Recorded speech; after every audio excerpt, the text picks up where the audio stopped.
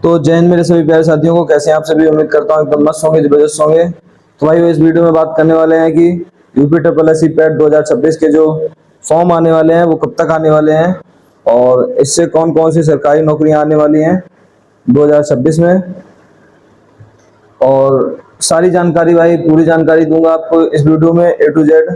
तो भाई इस वीडियो के अंत तक बने रहिए, और वीडियो अच्छा लगे तो वीडियो को लाइक कीजिए, और अगर चैनल पर नए हैं भाई तो चैनल को सब्सक्राइब जरूर कर लेना।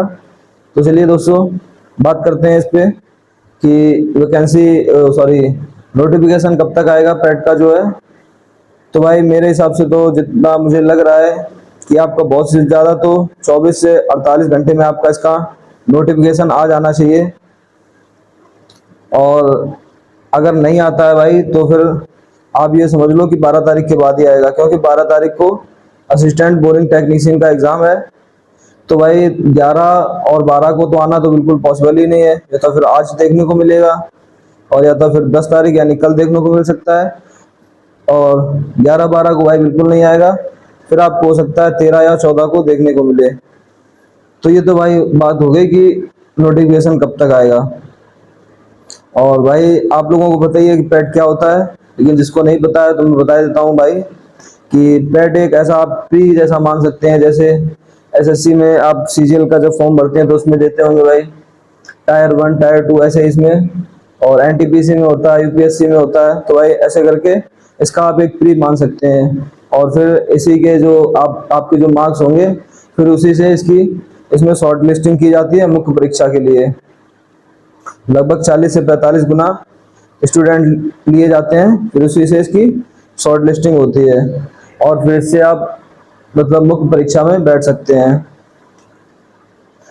और आगे बात करें भाई, इसमें जब फॉर्म भरेंगे तो आपको कौन कौन से डॉक्यूमेंट जो है रिक्वायर्ड होंगे। तो आपके पास भाई आपको 12th पास होना चाहिए, और 10th और 12th की आपको मार्कशीट लगेगी।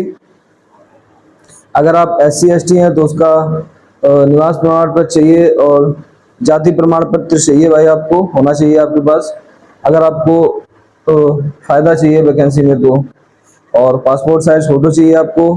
पहचान पत्र के लिए आपके पास Aadhaar, PAN, voter ID, passport, driving licence, इनमें से अगर आपके पास कुछ भी है तो आपका काम चल जाएगा।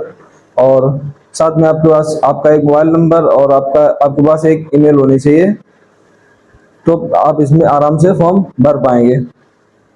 बात करते हैं आगे भाई, इसमें 2026 में इससे कौन कौन सी पैट 2026 से कौन कौन सी वैकेंसी आने वाली हैं। तो भाई इसमें स्टेट लेवल पे भाई बहुत अच्छी अच्छी वैकेंसी आती है पैट से भाई।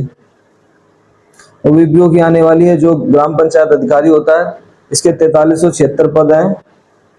लेखपाल के भाई लगभग 5000 पद आने वाले हैं।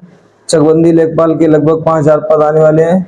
जूनियर असिस्टेंट एंड क्लर्क लगभग 4000 पद, और वीडियो ग्राम विकास अधिकारी लगभग 2000 से 3000 पद। लोअर BCS के लगभग 2000 पद। AGTA कृषि तकनीकी सहायक लगभग 2000 पद। लेखा परीक्षक एवं सहायक लेखाकार लगभग 1500 पद। यात्रा पर्यवेक्षक लगभग 1000 पद। ASO सहायक सांख्यिकी अधिकारी लगभग 1000 पद। एक्साइज कांस्टेबल यानी जो आबकारी जो सिपाही होती है उनमें लगभग 1000 पद आने वाले हैं। Forest guard and wild life guard लगभग 1000 पद। स्टेनोग्राफर लगभग 500 से 1000 पद। और तो भाई इतने मतलब काफ़ी अच्छी खासी आपको वैकेंसियां देखने को मिलने वाली हैं।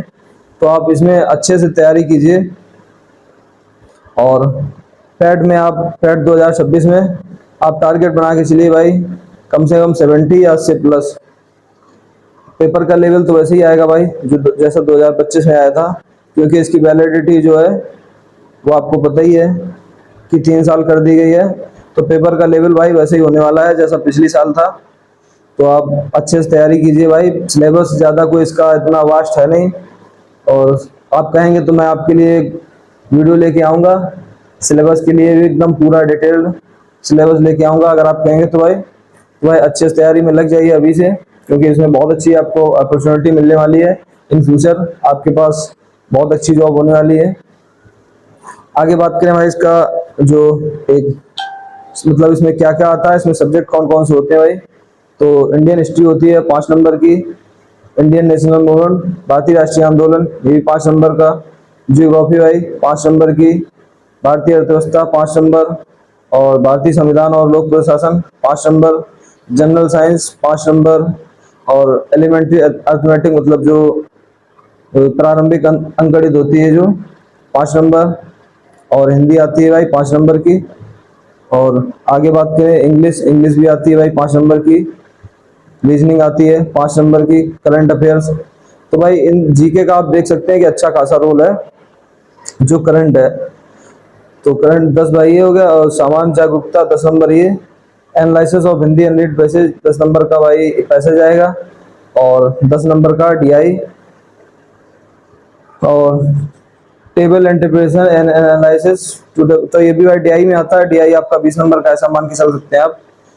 तो भाई ऐसे करके आपके ये 100 मार्क्स का पेपर होता है, कुल 100 प्लस, और प्रत्येक अंक के लिए 1 नंबर होगा, और निगेटिव मार्किंग 1/4 की होगी। और समय भाई आपको 2 घंटे मिलने वाला है।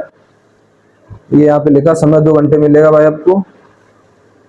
और और आपको पता ही है कि अब यूपी ट्रिपल एससी की जो जितनी भी वैकेंसियां हैं या फिर पेड का है, तो उसमें भाई 5वां ऑप्शन भी जुड़ गया है, जो कि बहुत ज्यादा कंफ्यूज करता है। तो ये भाई जानकारी थी डिटेल में। अगर आप कहेंगे तो मैं एक पूरा वीडियो इन सारे जो भी ये मतलब टॉपिक हैं, इनमें इनके अंदर कौन कौन से टॉपिक आते हैं, तो भाई मैं उसकी आपके लिए एक डिटेल वीडियो लेके आऊंगा। तो मिलते हैं भाई फिर नेक्स्ट वीडियो में, तब तक के लिए जय हिंद।